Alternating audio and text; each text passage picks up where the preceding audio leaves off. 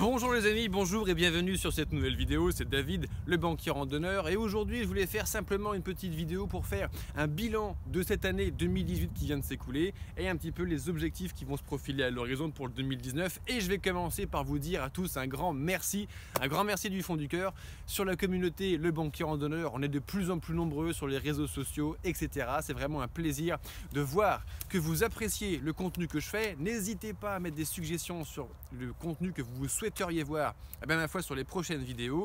Également, tous vos petits commentaires me font bien plaisir, tous ces témoignages que vous m'apportez, vos retours d'expérience, c'est toujours un bonheur de savoir que mes conseils ont pu vous aider à préparer vos randos, à prendre votre pied, à faire une belle performance. Je suis là pour ça, vous êtes là pour ça, ma foi c'est vraiment super. Alors en 2018 il s'est passé quelques petites choses et je vais parler on va dire en termes de randonnée, techniquement déjà tout ce que j'ai appris sur les chemins. Alors on y revient juste après sur quel chemin est-ce que j'ai parcouru sur cette année et concrètement malgré déjà quelques milliers, dizaines de milliers de kilomètres que j'ai maintenant au compteur, j'apprends toujours sur les chemins, c'est vraiment un apprentissage continu, la vie, notamment la pratique de la rando, c'est extraordinaire. Et j'ai encore appris cette année et modifié mes techniques avec la richesse de ces apprentissages que j'ai eus. Et notamment en ce qui me concerne, dans la vie, moi je suis initialement, ma personnalité c'est plutôt être un excité dans l'action effectivement et un peu nerveux on va dire. Ce qui fait que lorsque je partais en randonnée, même au long cours, bam bam bam bam, j'allais à grande vitesse, j'avais des grands pas et c'était important pour moi d'aller vite. Avec l'expérience, avec le temps, peut-être l'âge aidant aussi, j'ai franchement beaucoup ralenti ma vitesse de marche. Et au lieu de m'exciter et m'essouffler à accélérer, ma foi, maintenant, j'ai un rythme beaucoup plus constant qu'avant et j'augmente encore mes capacités en fait, et mes performances de randonnée. Concrètement, à plat, je fais mon marathon tous les jours sur des randonnées au long cours et en montagne, je fais des 25-30 km tous les jours plus les 1000, 1500, 2000 mètres de D+, qui vont avec. Donc un équivalent flat marathon quelque part et les performances continuent à augmenter, notamment avec, je pense, ces petites modifications de mon comportement que j'apporte à ma marche. En clair, j'écoute mon corps et plus je l'écoute, mieux ça marche, il n'y a pas de mystère.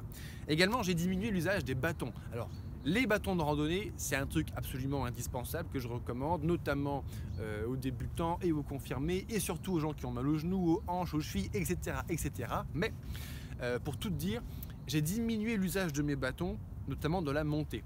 En 2018, je crois que j'ai fait presque toutes mes montées, sauf au début du GR5, et toutes mes montées ça correspond à j'ai fait un peu moins de 60 000 mètres de dénivelé positif cette année en rando, je les ai faites sans bâton. De cette façon, j'ai gagné 2 tours de quadriceps, 2 tours de mollet, et plus j'ai de masse musculaire, moins j'ai mal aux genoux, et plus j'encaisse. Donc dans la montée, on prend le rythme régulier et on pousse sur les muscles et on pousse et on pousse, et sans m'aider des bâtons ça me permet d'avoir une meilleure posture.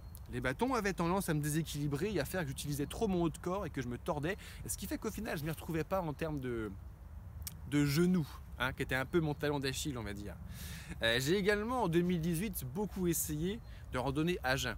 Le matin, je me lève à 3 h pour partir à 4 ou 4 h pour partir à 5, ça dépend un petit peu de la saison, et je pars à jeun et je fais 1, 2 heures, 2 heures et demie de marche à jeun, et ça c'est extraordinaire. Franchement l'ami, je te conseille d'essayer parce que lorsque tu manges, 30% de ton énergie est allouée à ton système digestif dans ton corps.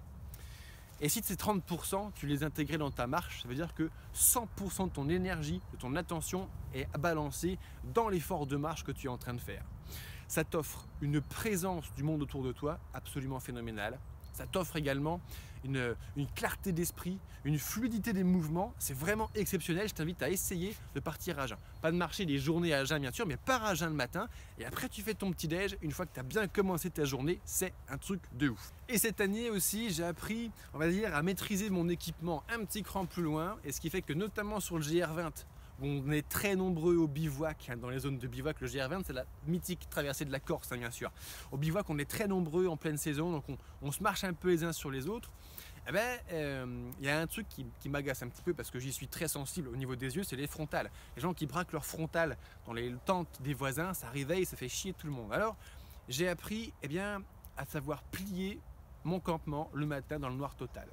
Donc je me levais à, je crois que je sais plus si c'est à 3 ou 4 heures du matin que je me levais, mais bref, je mettais 40 minutes, 35-40 minutes pour plier mon matos intégralement dans le noir, juste avec un petit clair de lune ou d'étoile. Et quand tu arrives à ce niveau en fait de maîtrise du matériel, à pouvoir les yeux fermés, replier ton campement, franchement c'est super agréable et tu fais moins chier tes voisins quand on est très très nombreux et très serré. Donc c'est quand même plutôt sympa. Alors ensuite, mes objectifs que je m'étais fixés en termes de randonnée, et puis professionnellement, on va dire, je vais parler un petit peu de tout sur 2018, c'était de faire mon Big Six. Et mon Big Six comprenait la triple traversée de l'Écosse, le GR5 alpin, donc du lac Léman jusqu'à Nice, le fameux tour du Mont Blanc, et le truc, l'ultra trail en marchant si tu veux, en autonomie complète, le GR20, c'est la traversée de la Corse, et la HRP, la haute route pyrénéenne. Attends, il m'en manque un, j'en ai que 5 là. L'Écosse, les Alpes, le Tour du Mont Blanc, la Corse, la HRP, ah oui, bien sûr, et le 6e, l'ascension du Mont Blanc. Alors je suis très content parce que j'ai pas fait 100% de mon objectif, mais j'en ai fait 4 sur 6, et les 2 que j'ai pas réussi à faire sur cette année 2018, je sais pourquoi. Donc quelque part, j'ai appris. Le premier, c'est le Mont Blanc. Et je devais partir avec mon coach en survie, qui est aussi guide de survie d'alpinisme, c'est Damien Lecouvet. C'est le patron de Time on Target, c'est vraiment un type génial. Et il m'a dit, bah tiens, cette année, je pars comme tous les ans faire un petit Mont Blanc, je t'emmène. Ok. Donc dans la cordée, il y avait Damien, il y avait moi, j'avais invité un ami, il avait invité un de ses amis également. Et il s'est trouvé que dans la phase finale de préparation, dans les 3 derniers mois, mon pote se pète la hanche, son pote se fait opérer du genou. Et la veille, j'arrive à Chamonix pour acheter mon équipement Alpi. Et le lendemain, je devais commencer ma phase d'acclimatation pour faire l'ascension.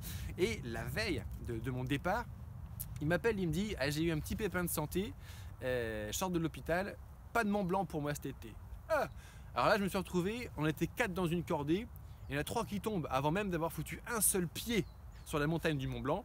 Et là, je me suis dit, 2 possibilités, soit je force le destin, bam, je bourrine et je vais sur le Mont Blanc et je leur dirai les gars je l'ai fait pour vous, soit peut-être que la montagne a voulu m'adresser un message, nous adresser un message. Il y en a 3 qui tombent sur 4 et je me suis dit ça se trouve si j'y vais ça va mal se passer pour moi.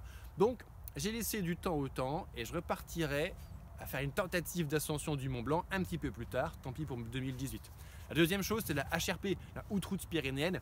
Et quand j'allais commencer la HRP, l'hiver était arrivé vraiment d'un coup. Il gelait tous les jours au-delà de 1500-2000 mètres. J'étais avec mes équipements d'été, j'avais pas les gants, le bonnet, etc. qu'il fallait. Donc j'allais crever de froid. Donc j'ai préféré pareil repousser ça à une période de belle saison. Je ne sais pas si ce sera pour l'année prochaine ou l'année d'après. On a une espérance de vie de 80 ans en ce moment. On n'est pas à 1 ou 2 ans près, c'est vraiment pas grave. Ensuite, j'ai appris également, mes objectifs 2018 en termes professionnels avancent. Je les ai pas atteints à 100%, mais c'est pas ça qui est important en fait dans la vie, c'est d'aller droit vers l'objectif. Et concrètement, la création de mon entreprise, le banquier randonneur, avec ma vente de coaching et de formation vidéo pour te préparer à faire les plus grandes randonnées de France et d'Europe pour le moment, eh bien ça avance, mon chiffre d'affaires augmente, les réseaux sociaux augmentent, etc. Donc ça se développe, ça va pas aussi vite que ce que je pensais créer une entreprise. Ça se fait comme ça. Ouais, j'ai toujours été un petit peu impatient comme ça. Et en fait, non, ça prend du temps, ma foi. Je me suis lancé sur ce chemin de l'entrepreneuriat. Ça marche de mieux en mieux. Et je n'ai pas encore les objectifs de résultats financiers. Je ne les ai pas encore atteints, on va dire. Mais ça avance. Donc je suis quand même super content. Et avec les réseaux sociaux, j'ai découvert autre chose que je ne connaissais pas. Avant, j'étais vraiment le genre de type, à dire non, j'ai pas Facebook parce que la CIA va espionner en fait ce que je vais faire, etc., etc. Donc je me suis ouvert à Facebook uniquement pour mon projet professionnel, à, je sais pas, 25, 26 ans, quelque chose comme ça. Et j'ai rencontré en fait une catégorie de personnes que je ne connaissais pas et qu'on appelle les haters. Les haters, ce sont les gens qui te chient à la gueule. En fait, je connaissais pas ça parce que les contacts en face-to-face, les lâches, ils ne te crachent pas à la gueule de face, ils te crachent à la gueule dans le dos et tu finis par le savoir. Et quand tu les remets à leur place, après ils ferment leur gueule. Et sur les réseaux sociaux, on bénéficie, si tu veux, n'importe quel gaminou, n'importe quelle gaminette, n'importe quel tocard peut se planquer derrière son écran et chier à la gueule des gens publiquement, faire des appels au meurtre, leur cracher dessus, etc. sans argument, pourrir ta page et impunément, si tu veux. Tu ne peux rien faire contre eux, ils sont cachés. Ces minables-là, je les croise dans la rue, ils regardent leurs chaussures. Sur les réseaux sociaux, ils viennent me pourrir. Alors c'est le genre d'enculé, tu vois, qui va mettre un commentaire sur tes 5 dernières vidéos en te traitant d'enculé, nominativement, qui va sur ta page Facebook, qui te met un 0 sur 5, qui défonce ton avis, ta notation, etc. Quand tu es un petit entrepreneur qui commence, et que tu n'as pas beaucoup de quantité de retours d'expérience, de témoignages clients, ça te fouette un bon coup quand même, hein. Alors j'ai appris que les haters existent, je me suis fait traiter d'enculé, j'ai eu des appels publics au meurtre, des menaces de mort, j'ai eu beaucoup de choses. Pour un type qui fait de la randonnée, je trouve que c'est un peu excessif, mais ma foi, apparemment j'ai blessé beaucoup de susceptibilités. On me reprochait d'être beau également. Là, mais c'est extraordinaire, c'est extraordinaire. En fait, il y a certains groupes Facebook, c'est comme les comptoirs de bar. Tu sais, les gens qu'on appelle les piliers de comptoir, les alcoolos, qui à partir de 9 h du matin picolent, il y a des gens dont leur vie, ils la passent beaucoup sur les réseaux sociaux et qui adoptent ce même type de comportement de pilier de comptoir. Ils se sentent chez eux sur leur groupe Facebook et quand tu viens mettre un truc sur leur groupe Facebook, pour eux c'est une agression. Tu es rentré chez eux et donc ils te chient à la gueule et c'est comme ça que ça se passe. Et pour peu qu'il y ait une bande de loulous qui se connaissent bien, qui commencent à te mettre... comme on dit sur Facebook, là, les spams indésirables, tu référencies une vidéo, cette vidéo ne t'a pas plu par exemple, tu as envie de me détruire, tu dis c'est un truc indésirable.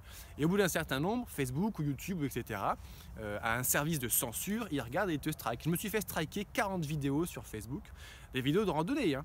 Je fais pas de politique, je fais de la randonnée. Moi j'explique aux gens comment utiliser un bâton, faire son sac de randonnée, se préparer, marcher en Écosse. Il se trouve que certains réseaux sociaux ont des services de censure qui, à l'appel de certains haters, parfois malheureusement, défoncent les gens comme moi. J'ignorais, j'en apprends tous les jours, c'est vraiment grandiose. Et enfin, on termine sur les objectifs 2019. Merci à nouveau, merci d'avoir été présent et de me suivre sur les réseaux sociaux. On est de plus en plus nombreux, je vais continuer. J'ai amélioré la qualité de mes vidéos, bien sûr, etc. Et en 2019, il y a les publications sur les réseaux sociaux qui vont continuer, comme d'habitude, avec des choses beaucoup plus, on va dire, concrètes. On va parler beaucoup, notamment au début d'année 2019, des différents chemins et randonnées que j'ai fait l'année dernière, dans un premier temps. On parlera beaucoup aussi de techniques de randonnée. Je suis en train de faire dans la playlist tuto rando, en gros, une encyclopédie. Des vidéos de 3 à 4 minutes pour t'expliquer concrètement, répondre concrètement aux questions les plus posées qu'on se demande. Et j'ai des followers qui me disent merci David, c'est génial. Avant de partir en week-end rando avec mes copains, on s'installe le vendredi soir chez moi, on regarde YouTube et puis on se dit voilà, dans le sac il faut qu'on fasse ci, ça c'est vraiment un bonheur, donc ça marche, c'est ce que vous attendez pour beaucoup, c'est très très bien. On va parler aussi un peu de matériel puisque je vais faire une série des 40 pièces d'équipement que j'utilise habituellement et que je connais pour en faire un retour d'expérience. Ça t'intéresse, ça ne t'intéresse pas, mais si tu as besoin d'un conseil en particulier sur un matériel en particulier, il y aura la playlist de matos de rando qui va bientôt arriver. Et bien sûr, le gros truc sur lequel je suis en train de travailler, ça prend du temps, au premier trimestre 2019, il va y avoir les formations de préparation au GR5, la traversée des Alpes, au Tour du Mont Blanc, parce que c'est quand même 180 km, 10 000 mètres de D+, c'est une rando sympa, le GR20, ce qui est très technique aussi, le GR10, qui vont être publiés et ça il y aura des vidéos qui vont parler de ce sujet là et tout ça sera disponible bien sûr sur le site lebanquierrandonneur.fr, disponible à la vente. C'est parti pour le premier trimestre 2019. Allez, je te remercie d'avoir regardé cette vidéo, je t'invite à la liker, si tu n'es pas encore déjà fait, t'abonner sur le réseau social sur lequel tu es en train de regarder cette vidéo. Et moi je te dis à très très bientôt pour une nouvelle publication. En attendant, je te souhaite la force, la foi et le courage de t'entraîner pour tes prochaines randos. Allez, salut, c'était David.